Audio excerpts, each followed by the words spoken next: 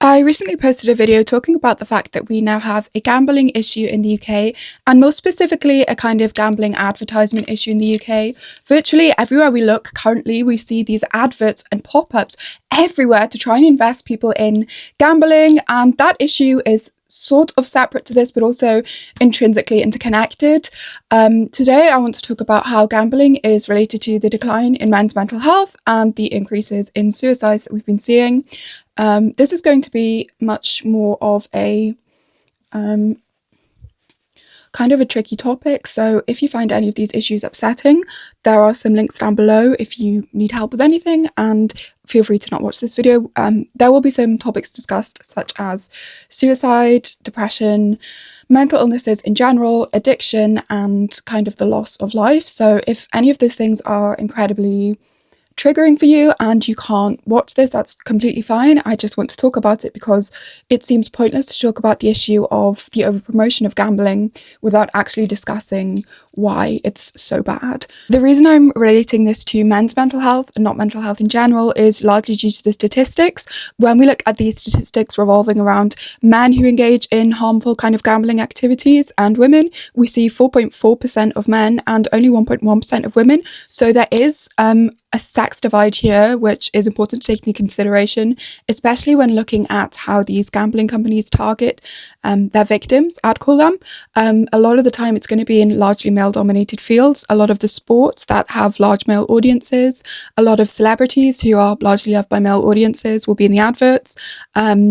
So it's important to remember that there is a statistical difference here, and it's important to take that into consideration when looking at suicide rates and the fact that 7 out of every 10 suicides in the UK are male. So as I've mentioned before, the number one issue that men have with gambling is that they are statistically a lot more likely to engage in problem gambling than women. We aren't entirely sure on the science about that yet. Neuroscience is still, a fascinating and developing field, but we know that men are significantly more likely to engage in dangerous gambling activities.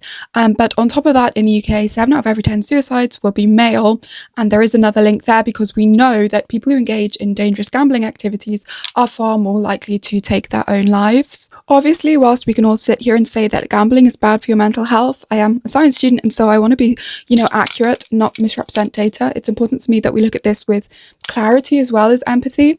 And so I've written down the key statistics. Essentially 20% of male respondents in mental health studies, so people who have undergone psychiatric help, spoke about how gambling directly affected their mental illnesses. So this isn't a suggestion, this is coming from the source. This is people who are psychiatrically unwell saying that their illness was directly affected by their gambling addiction. Potentially more horrific is that men who engage in gambling activities, harmful ones, are 7.5 times more likely to attempt suicide than anyone else.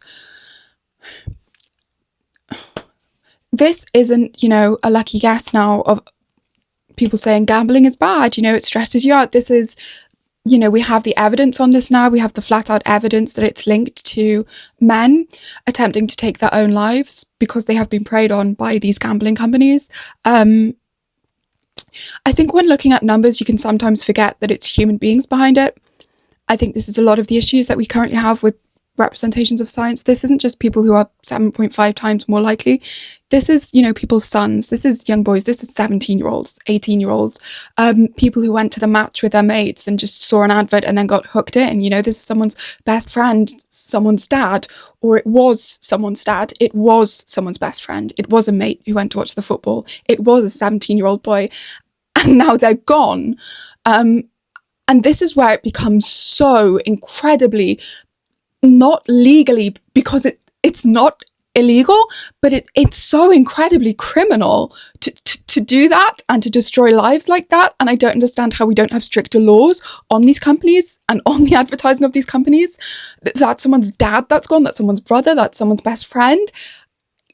As we're on the topic of younger people being drawn into this, I really want to point out the fact that a lot of the damage done by online gambling is done via the online versions of gambling. Sorry, a lot of the damage done by gambling is done by online gambling. So it deliberately targets people who are on their own, on their phone. What kind of young people are going to be stuck inside on their phone with nothing else to do? You know, you're isolated.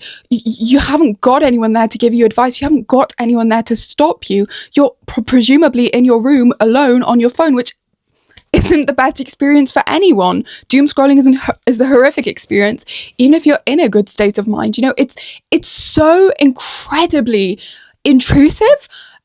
It's so predatory. They're going for people who are on their own. These companies, these apps, they're deliberately targeting people who are vulnerable. It's so crazy. In the UK, the biggest killer of men under the age of 50 is suicide. It's not COVID. It's not, the virus that was going around. It's not that Men B kind of disease that was going around and was reported everywhere in the news recently. It's not those. It's suicide. The number one killer of men in the UK, of men under 50, is suicide. Why isn't there more outrage about this kind of predatory behavior that we see from these corporations? These are corporations that are deliberately attacking people that they know are vulnerable, that they know might end up in a really horrific, mental situation because of this. They know the statistics on addiction. They know the link between addiction and suicide. They know the stats on male suicide in the UK, and they continuously promote themselves. Those apps are accessible to everyone. Those adverts are on all the time. Why isn't there more outrage about this? A couple of weeks ago, we had a virus going around on a cruise, and every single news outlet out there couldn't seem to shut up about the health risks there. This is people who are dying. This is the number one killer, and there is no kind of media coverage. There's no outcry. There's no kind of need to protect people there. We're not seeing it, and it's crazy because so many people are dying. And again, these aren't just numbers. These are people's dads, people's sons, people's friends, people's neighbors just not waking up one day, and when they don't wake up, they're still probably in debt on their deathbed. How genuinely insidious is that? Genuinely, horror movies aren't even as evil as this is. These companies drain wallets, drain the life source, and then continue to feed. They're like a parasite that needs you dead so it can eat the rest of your flesh. It's disgusting, and there's no kind of public outcry about it, and it's so murderous. Sorry if I'm getting a little bit passionate. I feel like we as a country need to start sticking up for people who are vulnerable, who could be targeted, because these are people who would contribute. These are people who are loved. These are people who have so much to give. And instead of being able to live a long, healthy life, they go down these routes, and some of them never ever make it out again, regardless of whether they're 17, regardless of whether they're someone's son who's still in high school, who's just gone off to university, who's just got their first job, or some 45-year-old man who's someone's father. These people never wake up again, and they never get to live their full lives. And that is robbery. That is plain robbery. I don't understand why it's not getting more coverage. I don't understand why it's not reported on more. I don't understand why there's not stricter regulations. I remember watching Don't Drink and Drive PSAs as a child. They were traumatizing, but I remember watching them, and I know now how dangerous that is, and I know that it destroys lives. Where are the PSAs about gambling? Where is the protection for people who fall down this rabbit hole? Where is the help for people who think the final thing that they have left in their hands, the final power that they think they have left, is taking their own life? Where is the support? Where is the outcry? Where is the awareness? I don't want to live in a country that keeps letting people get sucked into these black holes that end up in their death. I don't want to live in a country that allows companies to profit off of essentially killing people, destroying their lives. I don't want this. This is so... The point I wanted to make more than anything else is that the house always wins. The house always wins. You can win a bit of money, and you can go back and you can gamble the money you've won, and you can feel like you've lost nothing because the only thing that you gambled away was your money. But even if you make money, even if you lose money, these are such well-off corporations now that the house is always going to win. And the reason that they keep winning is because they keep destroying people's lives. Even if they push someone to blatant, even if they push someone to suicide and they are hanging in their room alone, they still win. The house will always win. You're not playing a fair game. It's always rigged against you. These companies... The house always wins. You're not going to win against them, but we can stick up and try and protect people who don't deserve to die.